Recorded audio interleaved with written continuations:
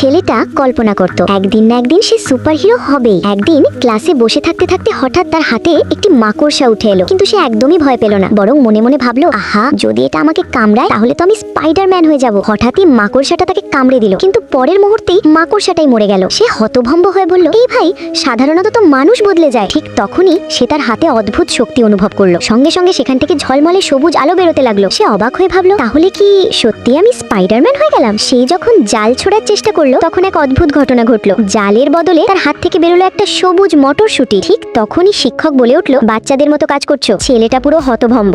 সে বুঝলো সে স্পাইডারম্যান নয়, সে হয়ে গেছে সবুজ মটরশুঁটি নায়ক। এই অদ্ভুত ক্ষমতা পেয়ে তার মাথায় সঙ্গে সঙ্গে টাকা রোজগারের বুদ্ধি এলো। খুব দ্রুতই সে তার প্রথম কাস্টমার পেল। সে আত্মবিশ্বাসের সঙ্গে এক বাটি আগের দিনের পানি নিল, তাতে এক মুঠো মুগ ডাল ছিটিয়ে দিল। কাস্টমার অবাক হয়ে অভিযোগ করলো, আমাকে ঠকানো হচ্ছে, আর একটু দাও। ছেলেটা হাততালি দিতে পরের মুহূর্তে দৃশ্যটা যেন সিনেমার মতো হয়ে গেল। কেউ তাকে চিনে ফেললো। আমি তোমাকে চিনি, তুমি তো সেই সবুজ মটরশুঁটি হিরো। সে লজ্জায় ডুবে গেল। চারদিকে শুধু হাসাহাসি। কি লজ্জার নাম! এই আজব আর হাস্যকর উপাধি আর শুনতে না পেরে শেষ পর্যন্ত সে ব্যবসার আইডিয়াটাই ছেড়ে দিল।